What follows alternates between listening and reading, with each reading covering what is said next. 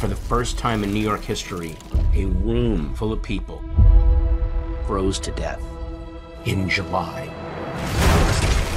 It's an unimaginable evil with the power to kill by fear itself. Like, literally scared to death?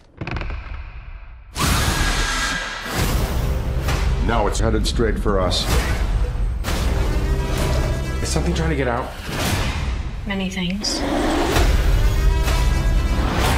It's commanding an army of the undead.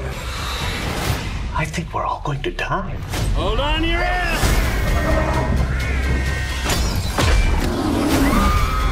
This could bring about the end of humankind.